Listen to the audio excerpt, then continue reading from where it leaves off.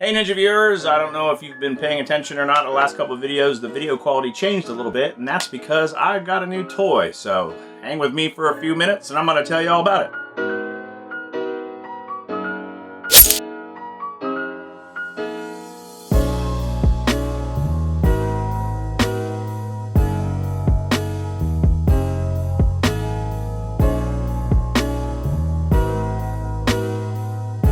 So, 3 weeks ago, I noticed on Canon's refurbished store, they have, I don't know if you're aware of this or not, link in the description, but Canon's got a refurbished section of their online store that covers or carries just about every single camera and lens and a lot of other things that they need, and oftentimes it's a pretty significant discount. And this time, I noticed they had the Canon EOS M3. The M5 it just came out or is getting ready to come out. I'm not exactly sure. I think that if the M5 is already out, that's their newest top of the line. The M3 was. In any event, they had a refurbished version with the conversion kit or lens adapter on it that lets me use my old EF and EFS Canon lenses on the M3 mirrorless, because the new mirrorless cameras have a new format called the EOS M format. And I probably still will get a EOS M lens or two just because they're quieter. The lens that I'm currently using now, which I'm going to talk about in a second, is beautiful. It takes amazing images and it's really fun to work with, but it's really loud if I have it on autofocus. And even with an external microphone, with the kit that I have set up, it still picks it up. So you hear this kind of this strange noise whenever it's trying to autofocus. So when I'm vlogging and I'm moving around, it's constantly trying to stay in focus, which is great. It looks great, but you pick up this noise the whole time. So getting the EOS M standard lenses will fix that tremendously. So here we go. I had an old Canon SI camera body with the 18 to 55 millimeter or 18 to 35, one of the kit lenses that came with it, and it's quite a few years old. My Ninja wife and I used to use it for, you know, hobby and even sometimes professionally. She was using it for wedding shots, but I sold that online for about what I was able to find this Canon EOS M3 on the refurbished website. They had this on sale for $322 with the adapter lens that allows me to use all of my Canon lenses that I already had laying around. So that was what I was originally going to do. There's a video, I'll link in the info here, where I talked about the Canon. The camera that I'm using right now is the Panasonic FZ300, which is a great all-around bridge camera. It's got a really long zoom, but it's got a very small sensor, and so it's really crappy quality in low light. And that's just because the smaller the sensor, it can't gather as much light, and so anything over 800 ISO, the video is pretty much useless because it was so grainy and so noisy and just, in my opinion, not usable. So, switching to the Canon EOS M3, this camera that I'm recording with right now, the FZ300, has it's like a half-inch sensor, where this one is much bigger. The APS-C sensor size allows for much better overall light gathering, and so even at higher ISOs, the video quality is still usable. It's particularly for YouTube vlogging kind of stuff. So being able to use the largest sensor and my older lenses, there's a lot of reasons why switching to this. And at $322, I basically, for what I sold the other setup, I basically traded an old camera for this new camera. But now I can record in video and I can use all of my lenses, and it's very small and lightweight, which is another reason why I'm thinking about switching to the EOS M format for lenses on this, because they're so much smaller, will help further reduce the size. Because when I'll show you the lens that I like to use right now, beautiful lens, but it's huge and heavy. So for daily vlogging, it's another detractor. So, but for now, you know, not trying to sink too much money in this. I'm just using what I got. But now I have a nice B-roll camera with this Panasonic FZ300, and I have a new main camera. So what's really nice I'm going to go ahead and put this adapter on. Because the mirrorless camera is so thin, you'll notice the adapter is pretty thick in comparison, and it extends the size of the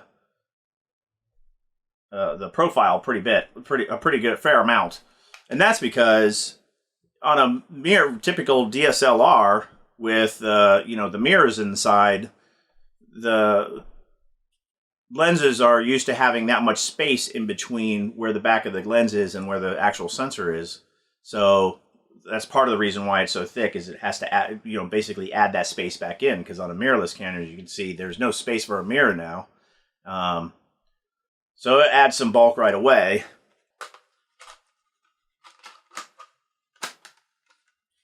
So now this is the Canon EOS 17 to 55 millimeter lens. It's f2.8 through the entire zoom range. It is a gorgeous lens. It has a tremendous depth of field for the bokeh effects, or where your subject is in focus and your background is nice and blurry. It's great for interview. It's great for being able to, pull focus and adjust what you have in focus. Here's an example here from when I did the Christmas party, where I was playing around with this particular camera and that effect.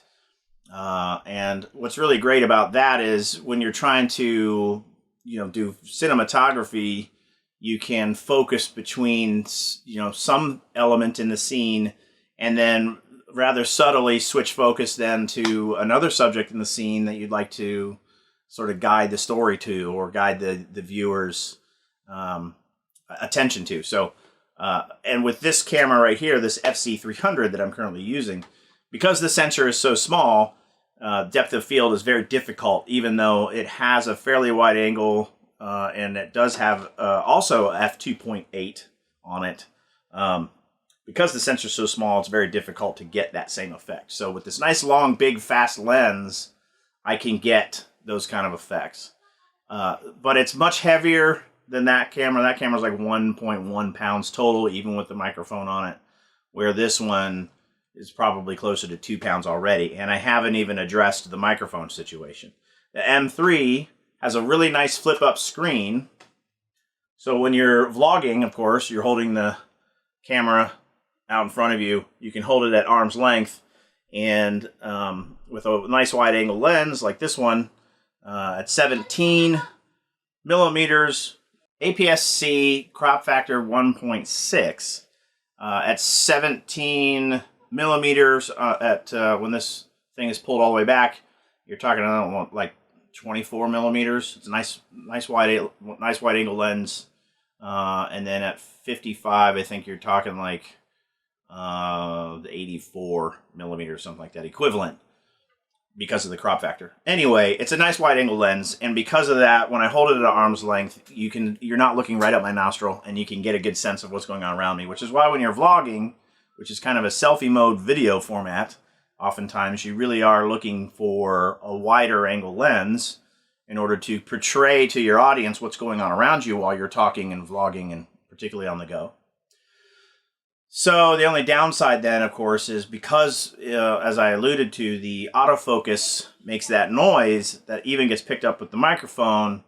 It means you got to do manual focus all the time, which when you're vlogging and running and gunning and on the go, that can be problematic and not very convenient. So that's another reason why I'll probably be switching to the EOS M11 to 22 millimeter, which is a nice wide angle zoom. It's small. It fits the EOS M form factor, so it doesn't need to have the big adapter on it.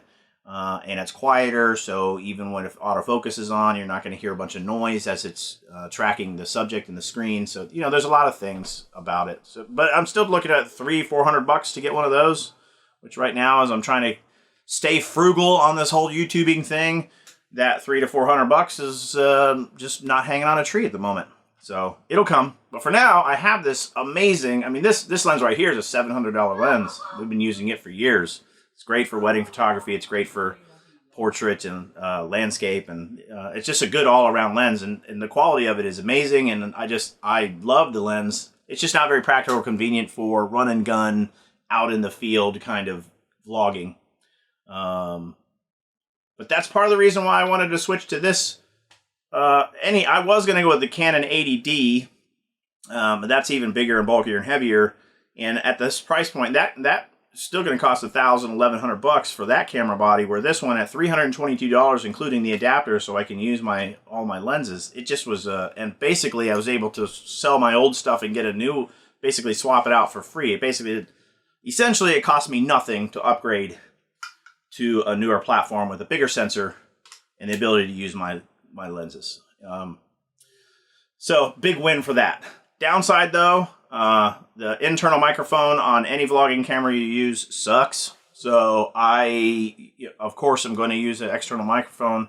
But as you notice, if I was going to mount my microphone on the top here, I lose the ability to use the screen, which is an important feature when you're vlogging, particularly when you're on the run. And so that means I had to add another piece to this kit, this setup. And I may adjust this in the future, but for now, this is how I'm running with it. I added this little handy dandy doodaddy. So as a result, in order to combat the problem with the microphone, I added this handle to connects to the bottom of the camera body and allows me to mount the microphone on a cold shoe mount right here, which then plugs right down into that adapter right there. And it gives me a nicer handle, because one of the other downsides of this small camera is the handle grip right here is really tiny. And it doesn't give you a good grip. That's with this big fat lens on here, which adds weight to the front of the camera, it's not very practical. So now, from a vlogging standpoint, I can grab from here, and then I just do focus and zooming with my right hand, and allows me to get nice steady because I'm holding on both sides of the camera, and it puts the microphone far enough away from here that now when the screen is flipped up, I can see it just fine. So pretty good. It looks kind of big and bulky, and it is. It's kind of heavy, but I don't mind it. I also use a a la Casey Neistat.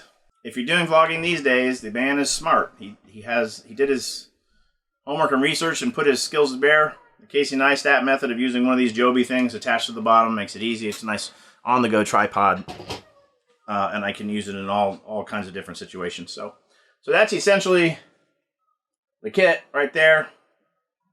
EOS M3 with the EF S17 to 55 lens attached to this adapter with this little handle grip for my external microphone. This is the Takstar SGC 598. On that camera is the SGC 698. I will swap them back and forth. I love them both. I think this one was $25. That one was $35, $40. You know, they're both inexpensive microphones, but give you great results. You could go to a Sennheiser, you could go to a Rode, and you could spend a couple $100 or more. I think the Sennheiser equivalent of that microphone is almost $400, $350. You know, both the Sennheiser and Rode VideoMic Pro version of this are like $250. And yeah, the quality is better from all of the reviews and the samples that I've seen, but not worth the extra $200 in my opinion. These are awfully good for how cheap they are.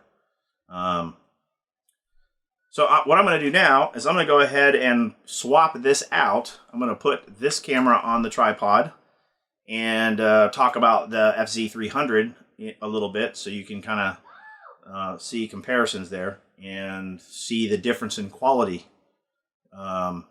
when we switch lenses. So be back in a sec. Okay, so now we're on the Canon setup with a different microphone. I'm still trying to adjust the audio settings. One of the things that I really liked about this camera was on the display it actually showed you the audio levels, where the Canon on the video display you have to go to a different menu to see the audio levels. So while you're recording you can't really get a good visual on how the audio is doing, which is a challenge. So I have to kind of put it in there and try it, because there's no headphones on here, so I can't listen to. There's no headphone jack, so I can't listen to the audio that's coming into the Canon EOS M3. So it can be challenging. And I'm currently running on autofocus mode. So if I rapidly change positions forwards and back so that the lens has to track my position and keep me in focus. Or if I suddenly do something that, messes with what it's tracking, the microphone picks it up. You might not be able to hear it on regular speakers, depending on volume, things like that, but if you're listening, you're definitely going to be able to hear it on headphones. So in a studio environment like this, I can get away with it as long as I kind of stay relatively stationary and don't move around the where I'm sitting. But if you're walking around, it can be very distracting, which means I have to manually focus all the time. So this lens isn't going to be a great run and gun vlogging lens. So very soon, when I can afford it or justify the cost, I'm going to get the Canon EOS M11 to 22 nice wide angle lens with that fits the form and is much smaller, faster, and things like that. But this is the Panasonic FZ300. I got this one off of eBay, very gently used for I think $405. It's got a really great lens in it, 27 to 600 millimeter equivalent, essentially. The lens, the screen flips out to the side like this and fully articulates. The audio has the indicator on the screen when it's running, and other than the small sensor, there's a lot about this camera. It records in 4K. There's just a lot of really great things about this camera, and I almost went with the GH4 as an upgrade path, but at $322 and the ability to use the great Canon lenses I already have laying around, it's very hard to not snatch this M3 up. And the GH4 uses a micro four thirds, which is definitely a bigger sensor that's in here, but not nearly as big as the APS-C that's in the Canon. So you're still going to get superior light. You're still going to get superior. Oh, can you guys hear that? My cell phone, for some reason, when I'm in my office, it does this strange feedback through the speakers, and it's inconsistent when it does it. I don't know, but it's super annoying.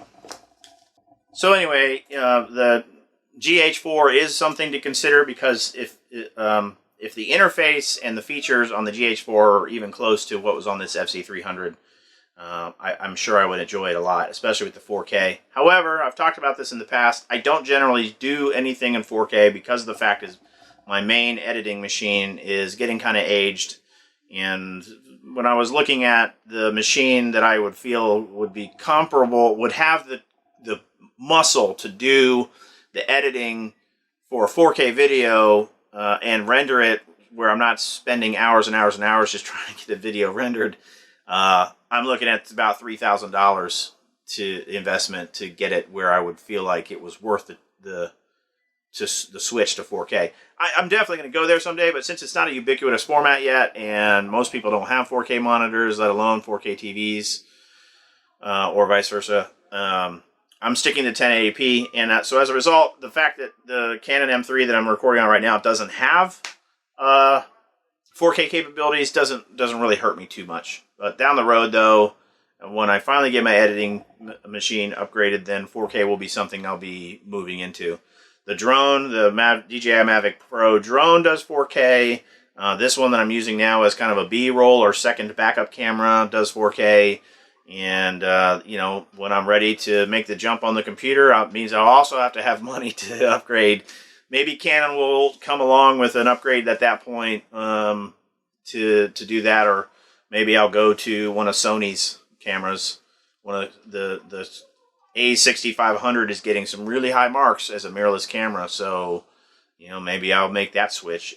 It would mean I'd still need to get another adapter anyway. So there you go. Canon M3 with currently using an EFS 17-55 in my little handle rig there for my microphone. That's my new general setup. This will be my backup setup for B-roll and things like that. I've also got a friend who has a YouTube channel. She really is trying to grow her stuff, so I'm going to take the stuff that I've learned from an SEO and from a production standpoint and be helping her. So this camera equipment will go put to good use, not only on my channel, but on some others. And also, I think I have a new client who's actually going to, I'm actually going to get paid to do some YouTube videos for this client. So I'm looking forward to 2017. I hope your first couple days of 2017 have been great. But that's all I got for you today, Ninja Fam. Thanks for watching. That means I shall see you all tomorrow. Don't forget to subscribe, like, and share these videos. Ninja Fam, you are the best. And you know it. Bye.